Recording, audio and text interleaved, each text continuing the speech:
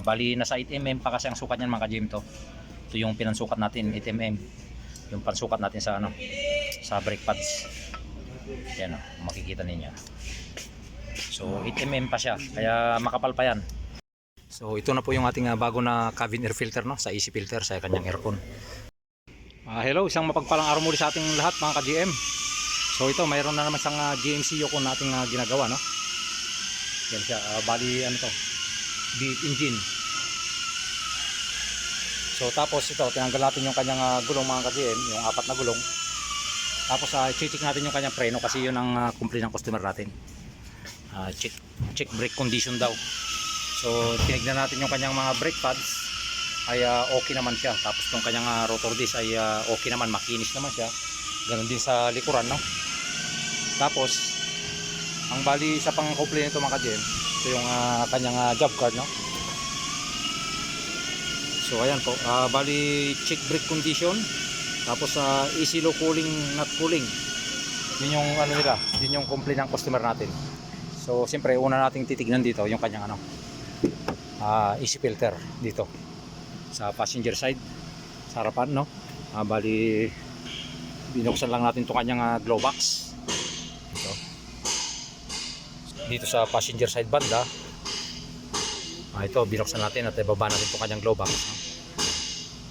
So ito po, kung makikita po ninyo itong kanyang mga bolt dito, bolt bali Torx na yan, bolt para matanggal natin may 6 siyang bolt dyan, isa doon, 2 sa taas, tapos dito sa gilid, tapos 3 sa ilalim sa baba. So gagamit lang tayo ng dyan, Torx na 15 para mabuksan natin yung kanyang takip na ito, itong kulay itim na to. Pagbukas natin ng glow box dito may takip pa siya. So pero kung bago ka lang sa aking channel mga ka-GM, paki-like and follow yung ating Facebook page at subscribe na rin yung ating YouTube channel. Yan, tatanggalin lang natin yung kanyang Torx na screw para makita natin yung kanyang cover. Kasi ang unang gagawin natin dito, lilinisan muna natin yung kanyang AC filter, cabin air filter. Kasi nga tinandar natin kanina, tapos tinisting natin, medyo mahina yung hangin, yung buga ng hangin niya mahina, kaya medyo siguro to malikabok na o mano na yung kanyang AC filter kailangan palitan o kailangan linisan. So ayan po, at tatanggalin ko muna yung cover nya. At ayan, natanggalan natin yung kanyang mga screw. Ito, tanggal natin ang cover nya. Tapos ito po siya mga ka-GM. Ito yung pinaka cover ng AC filter natin, itong itim na to. Tatanggalin lang natin yan. Medyo may kasikipan nga lang, kaya kailangan natin kailangan natin ng tiyaga. Yan, tinanggal natin sa lock. Tapos ayan po may cover pa siya isa. Pagtanggal natin ng kanyang cover, ito na, itong kulay puti na ito yung kanyang AC filter. So ayan po kung paano po natin tatanggalin, ganoon din po yung pagbalik natin kung magpapalit tayo o kailangang linisan lang. So ayan po mga ka-GM, kung makikita po ninyo malikabok siya. Kaya yung buga ng hangin mahina, kaya yung kanyang lamig ay mahina din. Siyempre pag mahina yung hangin, mahina rin ang lamig kasi nga barado na siya dito sa filter pa lang, barado na siya.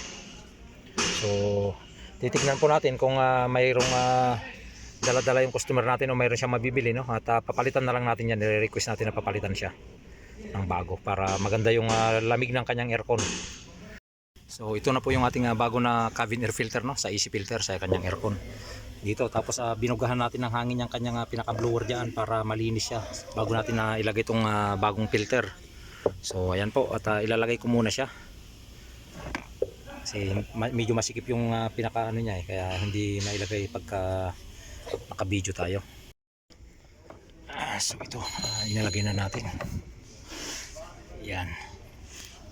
Tapos babalik lang natin yung cover, pinaka-cover. So ayan po, okay na po siya mga ka-GM. Like and share lang po yung ating mga videos para marami pong makapanood at maraming magkaroon ng idea at dagdag kaalaman na rin. So itong kanyang preno ay nilinis din natin siya. nilihan natin yan para makinis at mawala yung kanyang ingay, no? Tapos yung kanyang kunting kalakalawang ay matanggal siya. Tapos itong kanyang mga sliding plate ay ililubricate natin yan. Kung mapapansin po natin, itong kanyang brake pads ay makapal po siya. Yan. Pinadaan din natin yan sa sa liha dito.